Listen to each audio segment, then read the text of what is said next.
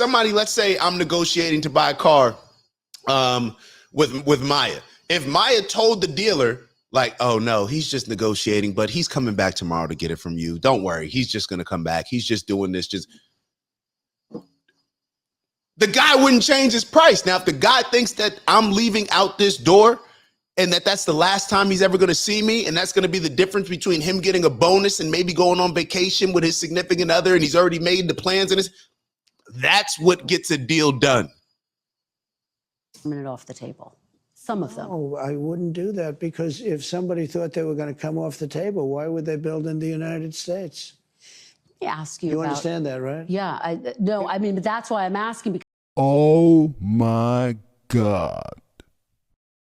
Be able to remember turning it off. All right. So my thoughts on Trump's first 100 days. Here's some of the pros and here's some of the cons.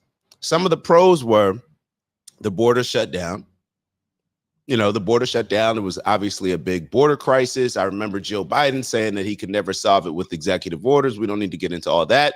Clearly, Trump was able to solve certain things with the executive orders. People may not like the strategies, but the border is shut down.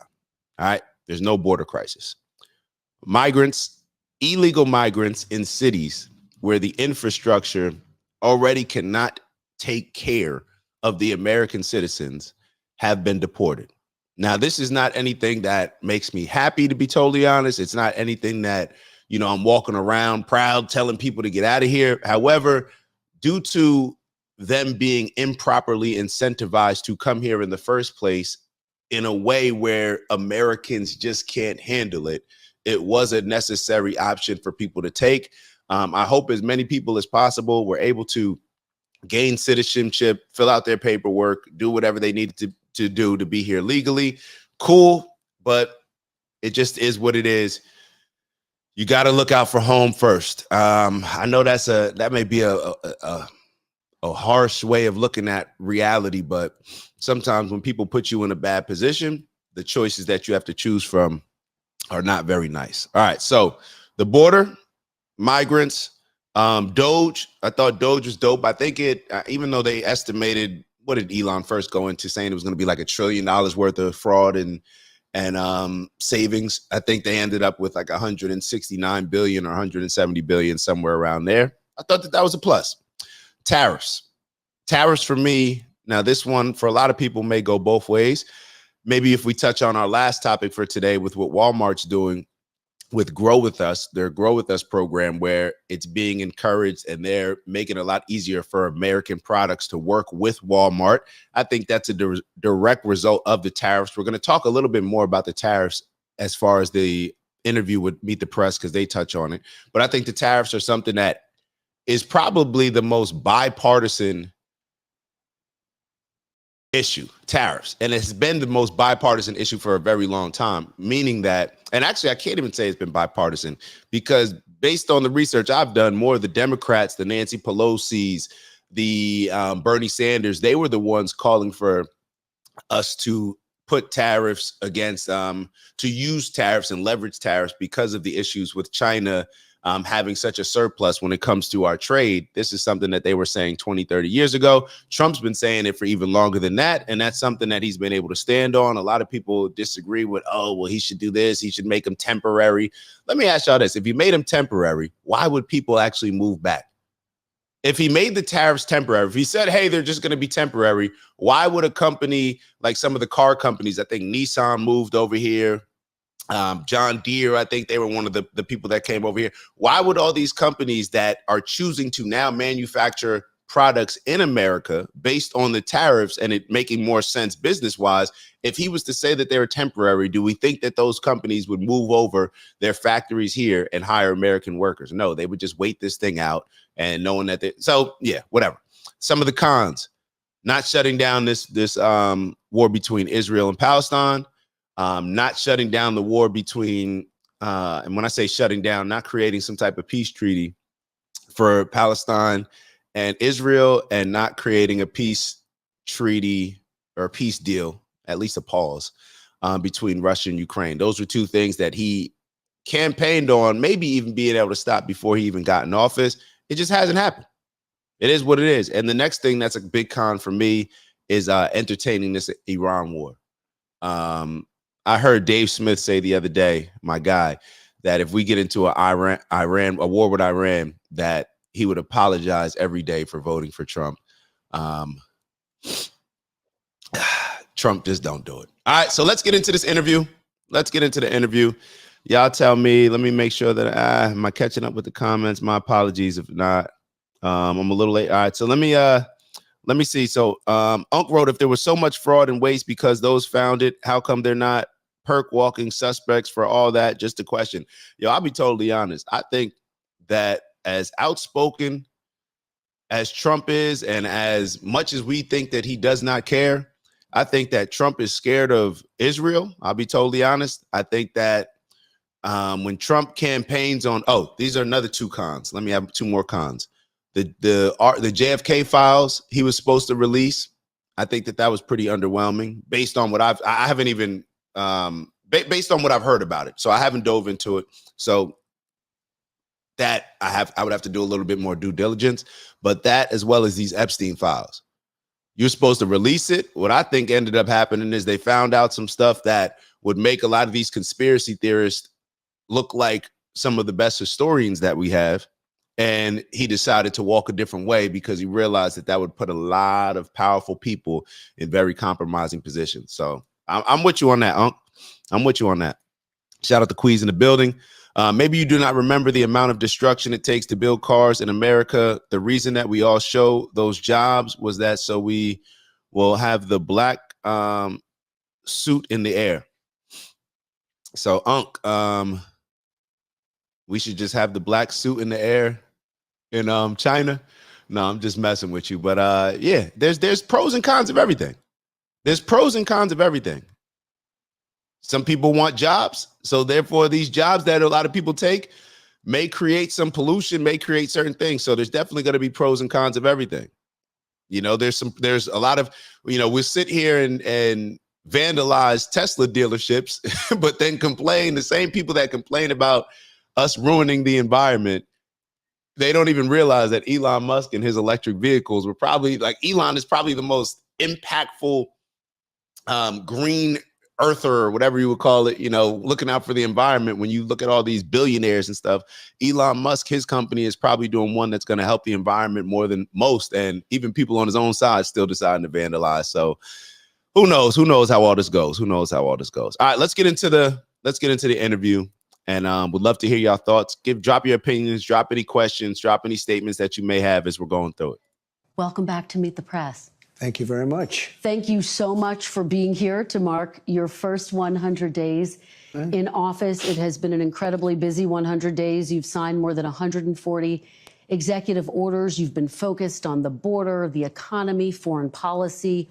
What is your biggest goal in the next 100 days? Well, I think we're going to see a lot of results. We've already seen them on the border. We have the best border in the history of our country. It was 99.999. And nobody ever thought that was possible. In fact, Biden, if you remember, said he has to get legislation. And I said, no, you just need a new president. And I guess I was right. We have the best border we've ever had. We're doing great on illegal immigration. We are being hit hard by judges that I think they're trying to take away the power of the presidency. I was elected in a massive landslide and a big vote. We won the swing states. We won the popular vote. We won the district votes by tremendous numbers. We won everything. And one of the primary reasons I was elected was to get people out of our country that were allowed. We have prisoners, we have murderers, we have terrorists in our country, we have people from mental institutions that are seriously insane. They all came in through Biden's open border policy, and I was elected to get them out and to seal the border, but to get them out. And we'll have judges, they're activist judges, they're saying, well, you don't have the right to take out murderers and people that you don't even want to talk about. These are really some really bad criminal people, and they're here illegally.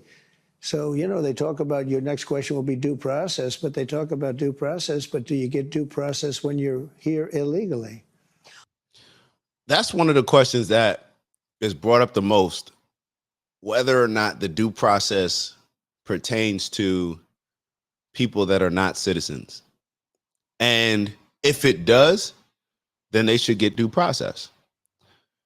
What I think should also happen is the same people that are crying and calling for Donald Trump to give due process to a lot of these people. I have a question. Do you realize how much money that's going to cost? When you allow millions and millions of people to come in here illegally, and now you have to go to a court system that costs money. Now all of these people would have to go to court.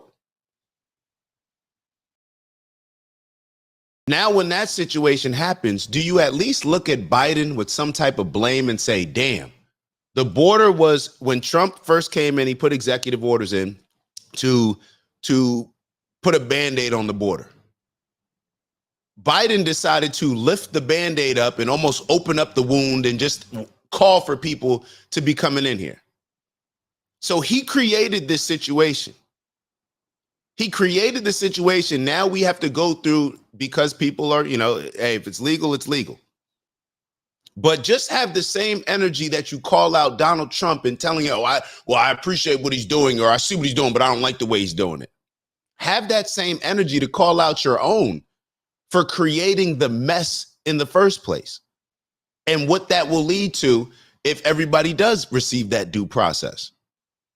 This will be caught up. This will be in the courts for I don't know how long in a lot of these cities. Y'all tell me. We're going to talk about all of that. We are going to talk about deportation, but I want to start on the economy, sir, which obviously the biggest issue for voters. We got new numbers today, better than expected job numbers. Much better. At the same time, the economy shrank in the first quarter. You've been arguing all week that this is President Biden's economy. Is this now your economy, sir? Well, I think certain aspects of it are. Costs are. I was able to get down the costs, but even that, it takes a while to get them down, but we got them down good. We lost $5 to $6 billion a day with Biden. $5 to $6 billion. And I've got that down to a great number right now in a record time. We're talking about 100 days. But just think of what that is. $5 billion a day we're losing on trade. And we were very tough with China, as you know. We put 145% tariff on. Nobody's ever heard of such a thing. And we've essentially cut off trade relationships by putting that much of a tariff on. And that's okay. We've gone cold turkey. That means that we're not losing. We lost $1 trillion to China. $1 trillion. That means we're not losing $1 trillion when we go cold turkey, because we're not doing business with them right now. And just to be clear, so when he says, I believe, when he's talking about losing money with China, he's talking about the surplus when in this relationship as trading partners, right? We buy a lot more of their products than they buy from us. So it's as simple as that. They make a lot more money off of the trade than we do. They have a surplus, we're at a deficit. So that's what he's saying. They want to make a deal. They want to make a deal very badly. We'll see how that all turns out, but it's got to be a fair deal. But think of it. We were losing $1 trillion, and that was a big part of the $5 million a day. And I want to talk about China, but just staying on this idea of the economy. On the eve of your inauguration, the stock market spiked. You called it the Trump effect.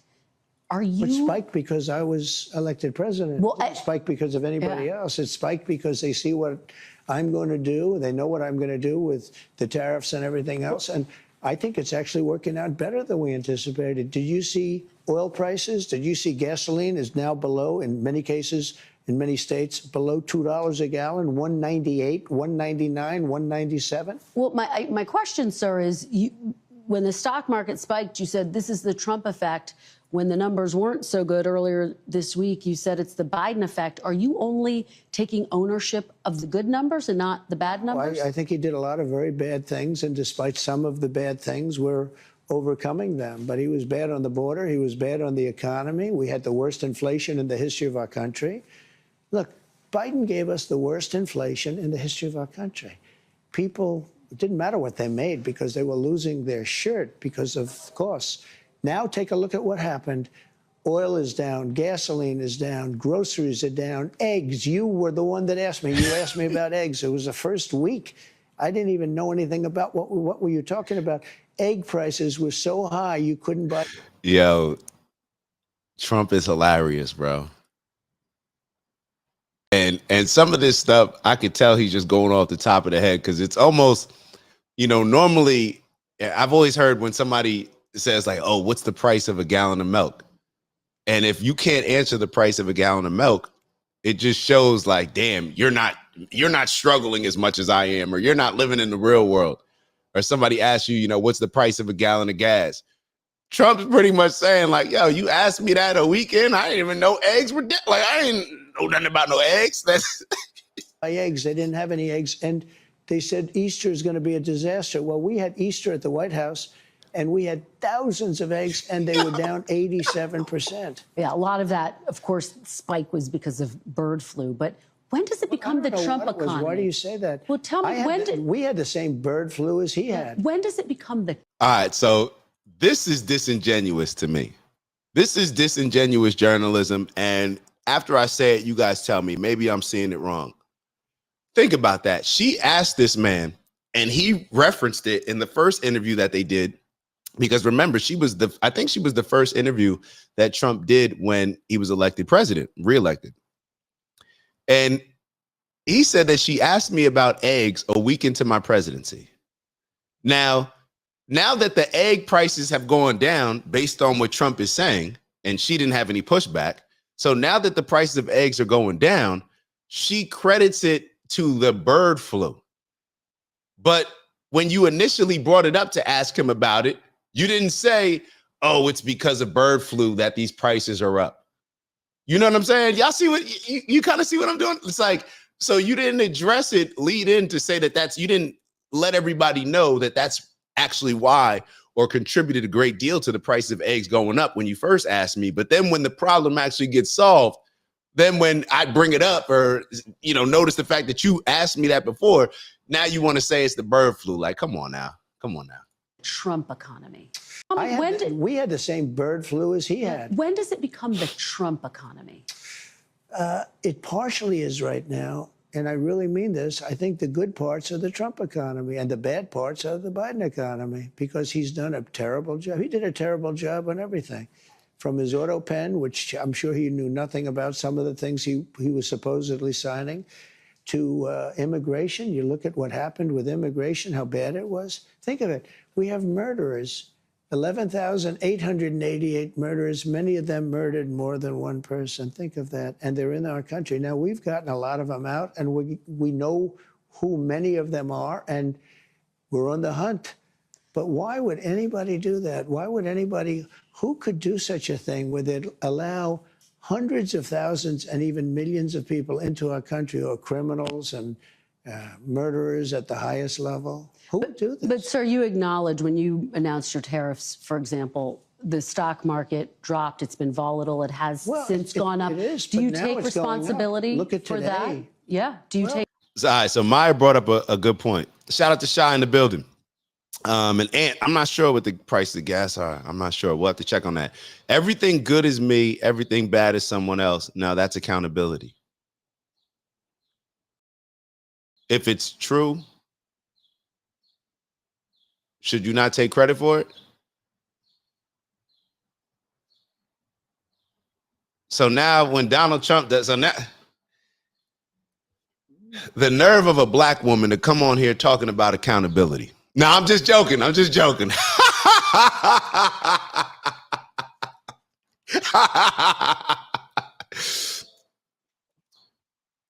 All right. Getting back to what Trump said.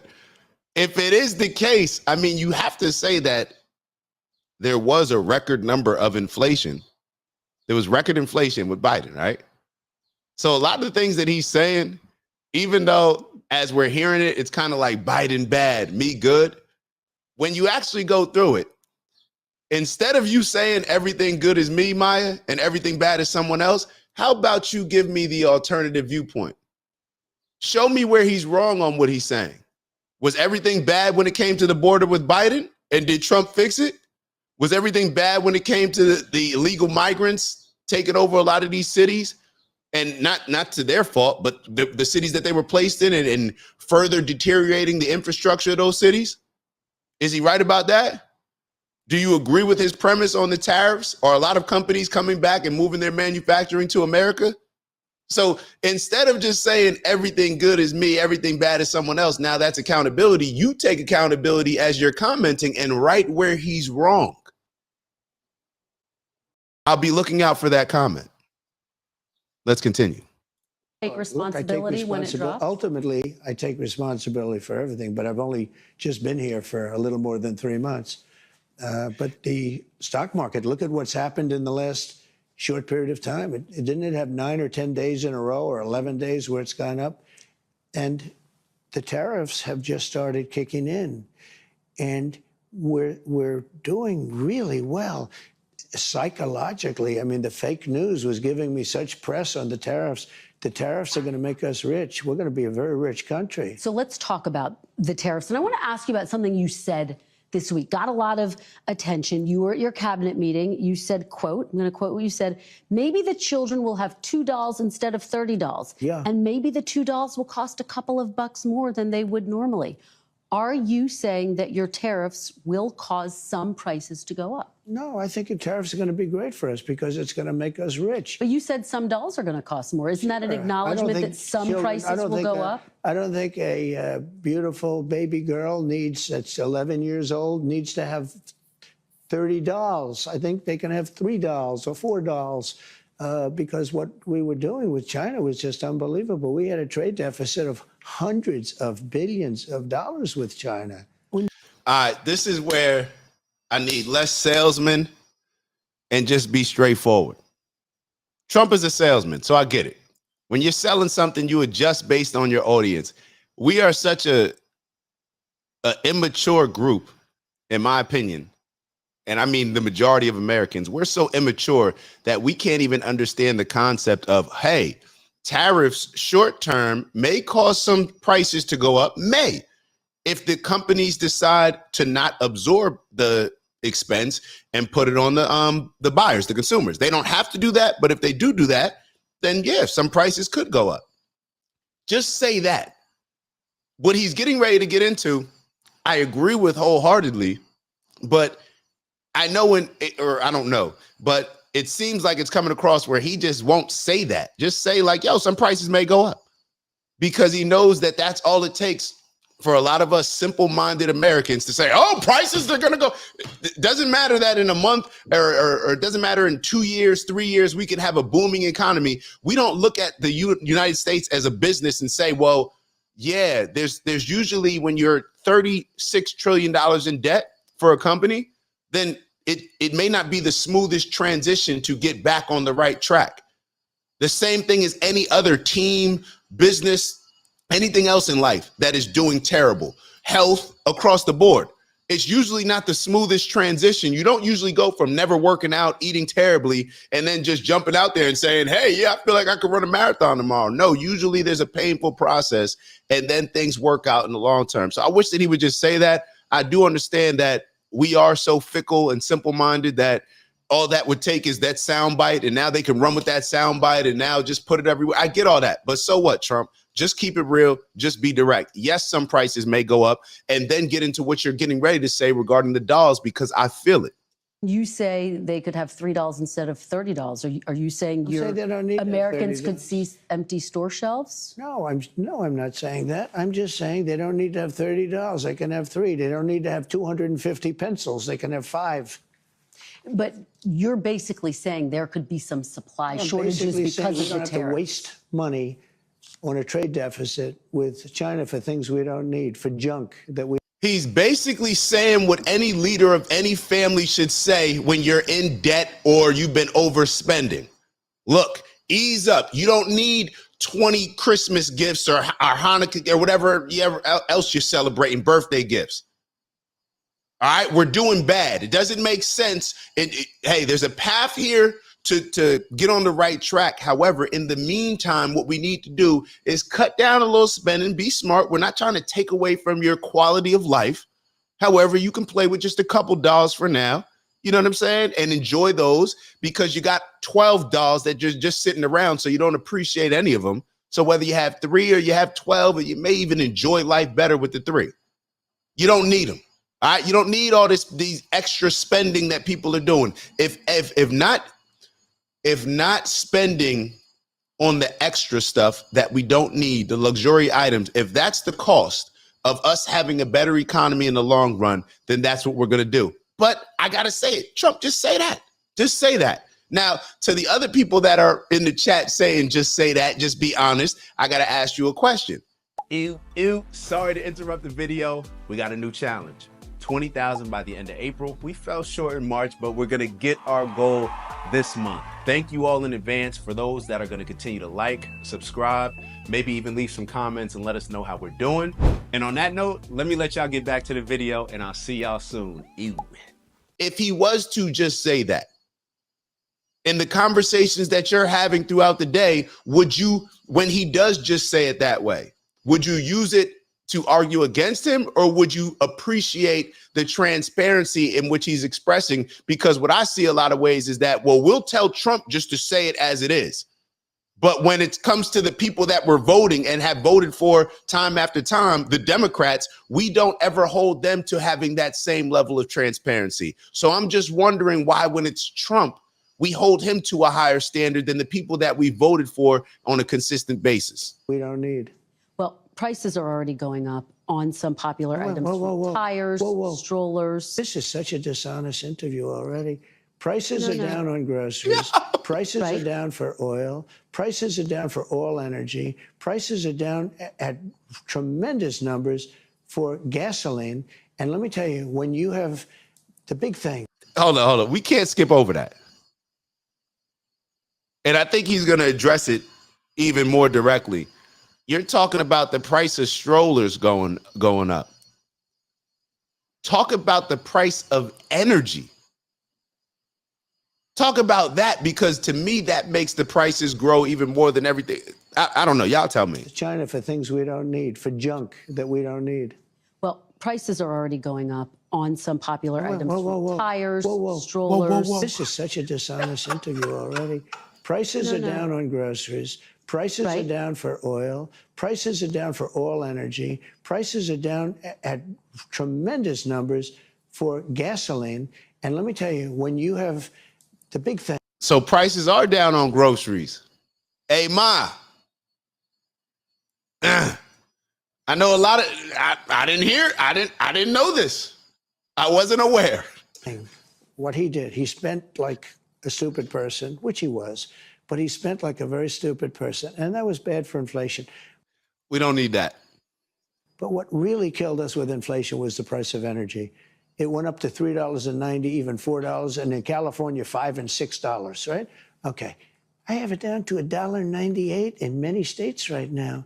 When you go that much lower on energy, which is ahead of my prediction, because I really thought I could get it down into the 250s. We have it down at $1.98 in numerous places. But when you say costs are going up, even mortgage rates are going down. Well, but let me give you some examples. These are actual examples. So you're saying the prices that are going down, some prices are going up. Tires, strollers, some clothing in the wake of your tariffs. Excuse me, that's peanuts compared to energy. Energy is 60% of the cost. But sir, you campaigned, you campaigned on a promise to bring prices down on day Well, I don't know. When you say strollers are going up, what kind of a thing? I'm saying that gasoline is going down. Gasoline is thousands of times more important than a stroller someplace. But what do you say to... Don't talk to me about stroller prices. You done looked up random things that went up in price, and we're talking about gas. There's no comparison. That's what Trump is saying, all right? That's what I'm standing on, too. Americans who say they voted for you because they want and they need relief right now. And they're getting it. Right now? What about those? Even mortgage. Look, nah. First off, nah. This is what happens. This is why I say Americans, we are such victims and entitled victims. You don't get to mess up to vote for somebody that messed something up, or you mess things up on your own. You know what it reminds me of? You know how your parents or anybody else in life, your friends, where they may be doing something wrong the entire time. You come to them like, hey, man, you may want to do this a different way. You may want to, look at it a different, whatever, use a different strategy, and you continue to use your strategy. Then you end up in trouble. Now you got to go borrow some money or go ask that person for help when it's crunch time, when that person could have offered to help you when they wanted to offer to help you. Now, when it's crunch time, you expect them to drop everything and just fix something like that. You don't get to do that. You don't get to sit here and say, oh, there's millions of Americans across the country. They need help now. Well, the reason why you need help now is because you've been voting for somebody that put us in this position, both Joe Biden and then both some of these Republican presidents as well and politicians. But now when Trump's in office, everything has to be done on day. Now, Trump set himself up for a lot of this whole day one stuff. Trump set himself up for a lot of this. So now he set an unrealistic expectation. So even now, because he set the bar so high, this is what it's like. Joe Biden was here. Every other politician was here. Trump set the bar up here. And he's right here. He's still above what they're doing, way above what they're doing. But because he set the bar so high, he gives a lot of these disingenuous people and a lot of these people that are just fanatics of the Democratic Party, he gives them talking points to say, well, you know, he said it was going to be on day one, so it's not day one. All right, be realistic. Let's be adults here. Let's look at the stuff that he's actually doing. Okay, it's day 100. Are you happier? Is the economy doing better? Are the prices going down? Is there no more illegal migration? Are we getting boys out of girls' sports? Are we doing all these different things? I don't know.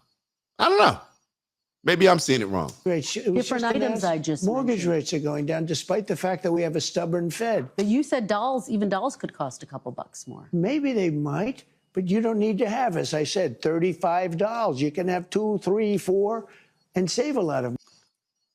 And first off, Maya, don't be talking about no prices in groceries. You don't see the price in groceries because you at Whole Foods in the line and conveniently missing the scanner. You feel me? So stop playing with me. Stop playing with me. Stop playing with me. Whole Foods, run the video on Maya Bunch's. Run the video, run the tape. That's why you're not seeing the prices. I'm doing too much. All right, cool. Let's keep going. Money. We don't need to feed the beast. I guess you're talking about this transition cost. How long should people expect that transition to last, Mr. President? I can't tell you that. I can tell you that we're making a lot of money. We're doing great. Again, we're losing more than $5 billion a day. $5 billion a day. You don't talk about that. And right now, we're going to be at a point very soon where we're making money every day. Look, how soon? We were losing hundreds of billions of dollars with China. Now we're essentially not doing business with China. Therefore, we're saving hundreds of billions of dollars. Very simple. You take me to my next question, which is about China. They've been making a number of public statements. Very positive statements the last 24 hours. Well, and most recently, they said before talks could happen, the U.S. would need to remove unilateral. All right, so very quickly. So we're going to just, we may get back into this a little bit later on, but I want to fast forward to around the 14-minute mark. We'll watch a couple more minutes, then we'll pivot to a couple other videos, and then may come back to this. So let's continue. I'm having too much fun up here. So we had to beat that down. But so let's say in 2 months. So in just a short period of time, a matter of a couple of months, we have the largest number ever in history invested in the United States and committed. We have between guaranteed spoken for and people that are going to make a decision and announce it pretty soon. And hold up, Unc, I see your comment. Hold on. This is something that a lot of, this is what we also got to do. So no one's talking about coffee, just coffee. I used to spend $8 for coffee. That is now $15. They did this during the pandemic. A lot of times these companies will use these crisis, these times of crisis and chaos to create a bigger margin for what their company's bringing in. All right. So I felt like over COVID, everybody just used the excuse. Oh yeah, price is going up, man. COVID.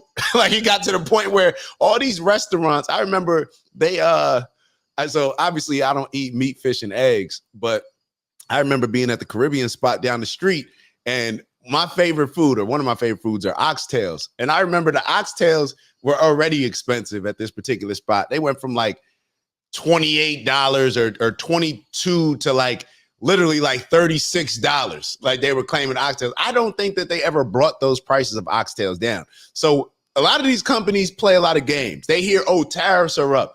The tariffs haven't even impacted them yet, and they'll be boosting up their prices. So look out for the companies. It's not just the tariffs. I'm just being real. Let's just keep going. Close to $9 trillion. We've never had anything close. Now, that's Apple building $500 billion worth of plants. They always built their plants in China. Now they're building their plants over here. That's the biggest computer company, the biggest chip company in the world. You know, the chip company from Taiwan, which is the biggest in the world, is committed for $500 billion. Another one's committed for $300 billion. We have companies, nobody's ever seen anything like it. Let me tell you the other thing, very important. Does everybody understand how important that is and how that shows that the tariffs are actually working? When they move their companies over here and commit to what he's saying, 500 billion, 300 billion, it's the cost to build out that factory. It's the cost to pay and put money into, I'm assuming some of the cost goes into the employees that you need to hire at those factories. When that happens, it changes a city. It boosts an economy in the cities. Just like with Amazon moving down to Miami. The prices going down, good luck. Like here, a lot of us were thinking, yo, the price is going to go down, and they still may go down just because it seems like there's going to be a housing crash or something soon. But when you have 10,000 people move into a city, that boosts the economy. That creates opportunities for everybody, especially 10,000. Let me say, not say 10,000 people moving in there, a company that can hire 10,000 people. Let me be clear on that. That changes things. Importantly, automobile companies, plant after plant after plant, Toyota, Honda, Ford, General Motors, Stellantis. I mean, nobody's ever seen anything like it. And I don't like this, but it happens to be. They're stopping work in Mexico, and they're stopping work in Canada, and they're all moving here. This is important, though. You're not taking the possibility that these tariffs could Please be listen to permanent this. off the table. Please listen to this question. All right, we got to exercise some common sense in this. But this is the difference between when you have an audience that, see, Republicans and Democrats, but I think it's more on the Democratic side, maybe just because I've been manipulated and bamboozled by the Democrats for so long, that they don't want us to look at these things with a level of intelligence. They want us to look at them through the lens that they want it presented to us in. So, for example, with the tariffs, you keep hearing, he's not even saying how long these tariffs will be in place. I thought they're supposed to be temporary. Why are they permanent? Now the cost of this is going to go up. The cost of that is going to go up. Just hear this out. Hear this out and try to put your business cap on. All right. Try to take the 9-to-5 cap off and take if you were sitting in the CEO, if you were running the company, put that hat on. All right. And they're stopping work in Canada, and they're all moving here. This is important, though. You're not taking the possibility that these tariffs could be permanent off the table. Some of them. Oh, I wouldn't do that, because if somebody thought they were going to come off the table, why would they build in the United States? Let me ask you You about, understand that, right? You see how she tried to keep it moving? Listen to this. This is common sense. Are people not understanding that? That's like going to a car dealership, negotiating the price of the car that you're buying and saying, oh, nah, like I'm just putting temporary pressure on. Whatever price the dealer ends up giving me, I'm going to go with. I'm definitely getting the car here today. I'm just trying to put a little pressure on to see if I can get the lowest deal possible. No, the only way you can win in a negotiation is if you're willing to leave permanently and never come back to that place to buy that vehicle. If you told them, if somebody, let's say I'm negotiating to buy a car with Maya, if Maya told the dealer, like, oh no, he's just negotiating, but he's coming back tomorrow to get it from you. Don't worry, he's just going to come back. He's just doing this. The guy wouldn't change his price. Now, if the guy thinks that I'm leaving out this door and that's the last time he's ever going to see me, and that's going to be the difference between him getting a bonus and maybe going on vacation with his significant other, and he's already made the plans, and that's what gets a deal done. minute off the table. Some of them. Oh, I wouldn't do that, because if somebody thought they were going to come off the table, why would they build in the United States? Let me ask you You about, understand that, right? Yeah, no, I mean, but that's why I'm asking, because there's a lot of, I think, Do you? uncertainty for CEOs, for business owners. They want to know, See, I don't are think these there is tariffs uncertainty. permanent? I think there's only uncertainty in the fake news. I don't think there's uncertainty. I mean, I've been very rigid, very strong on it, but I will say I'm Unc, I think you're mistaken. Let me break it down. The problem with that, nephew, is everyone knows that we can't walk away from China. Charlotte produces way too much. China produces way too much stuff that we so-called need every day. Unc, I'm not sure that you're understanding. I'm not sure that you're understanding. Unc, all of these other Vietnam, all of these other places that may not have the same production that China has, they are now reaching out to America because they see an opportunity.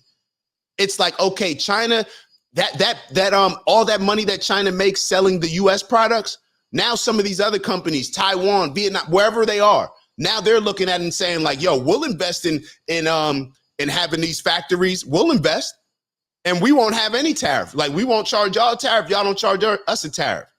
So they're going to invest in the infrastructure to now create the things that we were relying on China to create. So therefore, we will not have to buy those same products from China. We will have more options. And when you are a buyer, right, when you're the buyer, it gives you a greater negotiation leverage when you have multiple people that you can buy from. When you can only buy from one place, what leverage do you really have? When I can go to multiple dealerships, then it doesn't matter, y'all. Whatever, like, cool. You don't want to sell me the car, I'll go down the street to your competitor. And that is what is happening. I think we're missing that. Yes, we rely on China from buying all these things. That's the exact reason why we have to nip this in the bud. And other presidents haven't been willing to do what was necessary. Remember, this was a Democratic stance years ago. Bernie Sanders came out and said that it's right-wing ideology for us to want to do business with China, because who does it really benefit? All it benefits is the elites. It benefits the oligarchy, like Bernie says. It benefits them because they're able to create deals with China and get products for much less and avoid hiring American workers, because nobody wants American workers because they're entitled. They don't work hard. They want more money, all this other stuff, right? Lazy. So it would benefit the elites. We have to do this. You can't rely on your biggest, like China. We look at them as a potential enemy, and we're relying on our enemy to send us COVID masks. We're relying on our enemy to send us chips. How many, even certain things with the cars. I remember certain stuff with the cars. Maya was looking for a car at the time during the pandemic, and here you buying a beautiful car, a luxury car, and they don't even got the automatic trunk. The trunk opens up automatic, like little stuff. They didn't even have electric seats. You buying a Mercedes and you got to manually adjust your seat because the chips were made in China. I'm just giving an example. This is a necessary thing that we have to do. Yes, there may be certain things that present certain short-term challenges, but if we want long-term success, then you have to be willing to go through those short-term pains. It just is what it is. It is what it is. All right, my bro Train in here. My bro, so Train said, I just had that situation with my last car. I'm walking, no more talking. Yo, I'm walking, bro. I'm walking, no more talking. Yo, I'm out. I'm not finna go back and forth with you over the numbers. This is what either you give me the car for this amount or I'm going to your competitor. That's how you negotiate. It is what it is. Like, why are we, I don't know. I don't know why we're playing these games. I don't know why we're playing these games. I'm flexible, like with respect to parts made outside of the country. I gave the automobile companies a little extra time. You know, you're talking about 15% and then 10% of the parts put in a car. I gave them a little extra time without penalizing them. And I did that only to help, companies. We're looking to help companies. We want them to thrive and to hire a lot of people. And that's what's happening. Let me ask you about some of what Wall Street has said. Some people on Wall Street have expressed concerns that the possibility of a... And hold up. We gotta talk about this too. So Yodi Jones, without the elites, most of us would starve. And you wrote the comment earlier, the elites are the ones that gave us jobs. I 100% agree. I've had this conversation with multiple people in my family and friend group where we'll say, oh, Donald Trump's trying to give tax breaks to the wealthy, to the elites, to the rich. We're giving breaks to these companies, these big companies. Who do we think gives us these jobs? Like, do you realize if the Walmarts suffer, if the Targets suffer, this is why I thought it was such hustling backwards when you had the black pastors decide to boycott Target when Target hires more black people than any other company outside the federal government. But you're going to boycott Target even though they're the one. To me, it was just backwards. So a lot of times we allow, this is what we do. Oh man, this is just, it's divide and conquer. So anybody that's not part of the elites or not wealthy, anybody that's in the lower or middle class or lower class, the Democrats and liberals try to make it seem like the elites, the wealthy people, the same ones that give them money that they take for lobbying and all this other stuff, but they try to make it seem as if only the Republicans get it. Only Donald Trump's cool with the rich people, when in all actuality, Donald Trump was the one going against the Zuckerbergs, going against the Bezos, going against the George Soroses, all these people that have put so much money into the Democratic Party. So we'll look at Donald Trump and associate him with the elite because the Democrats and liberals want regular Americans to look at elites as if, oh, they're greedy, they're terrible people. The only way that they achieve success was by walking over the little guy, and we're the little guy. So they try to create that narrative without understanding and appreciating the fact that the only reason you have a job is because that quote unquote elite decided to be quote unquote greedy and create a company. That's what makes America America. So when you go to work, you can hate on the elites all you want, but the elites are the reason why your ass even got a job. Because let's just be real. The majority of us are not built to have our own business. The majority of us are not built to get up earlier than everybody else and outwork everybody else. The majority of us are built to get up late, run late as we run after the bus or the train, get to work probably 15, 30 minutes after we're supposed to get there, sit at our cubicle. We there for 10 minutes and then we want to run and get a matcha latte. And then we want to do all this stuff. We want an hour lunch. That's not what CEOs, people that run companies are doing. That's not even what they're doing, even when they achieve their success. I know one of my biggest client, they are outworking everybody and they are multimillionaires. They are outworking everybody. And shout out to my guy, Howie P. Like when you're around these type of people, you realize, damn, they're working harder than everybody else.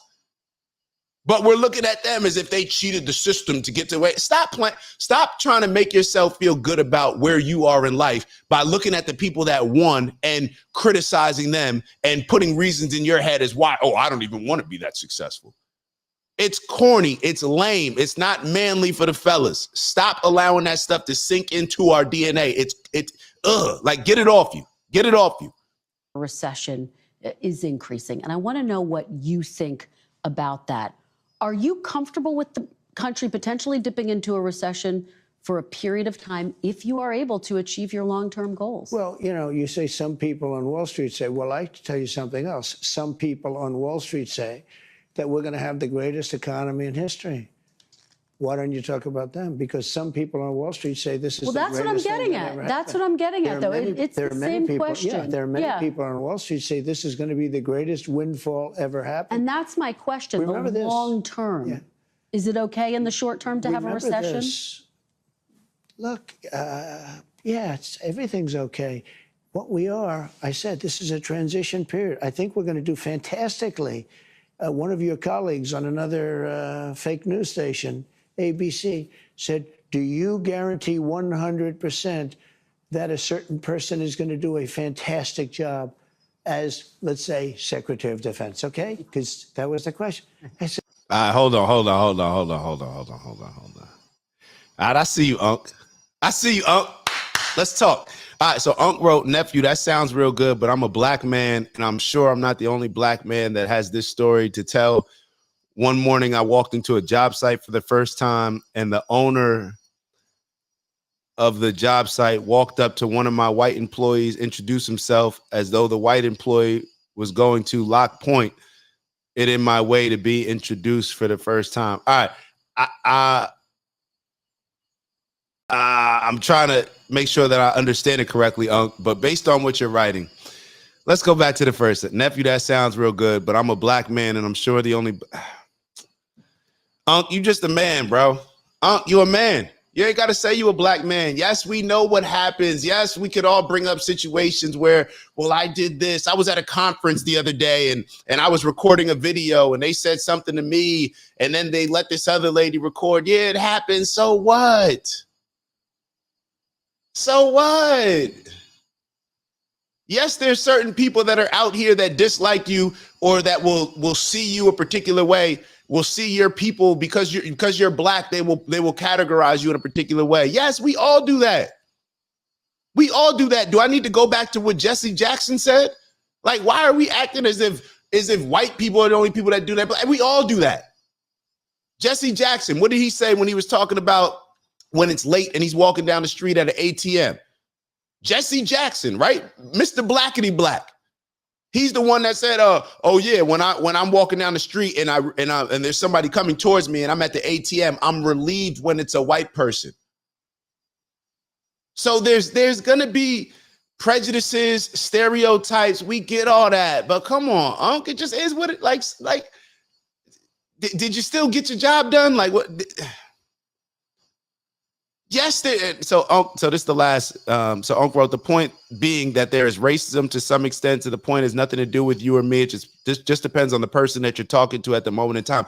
Yes, there's racism, but you know what I like to rely on, and you know when I reach my greatest success is when I control the controllables. When I focus on the things that are within my control.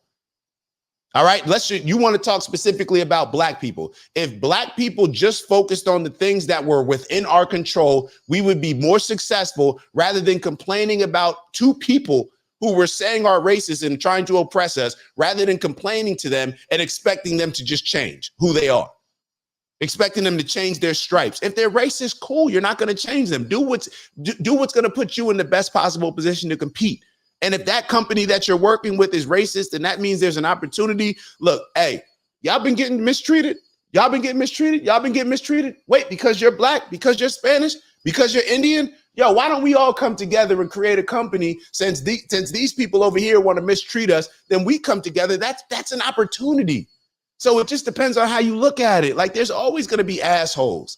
All right, there's assholes across the board. Like, but when does it benefit us? That's what I'm asking. What does it benefit us? All right, so let's move on. It's Dak. Just want to thank you for checking out our video and visiting the OG Network. If you enjoyed the video, please make sure that you give us a like. And if you're looking to join a community of inspired individuals striving for purposeful abundance, subscribe. And if you're feeling real generous, share the video with some friends and family. All right, I'll see y'all soon. Ew.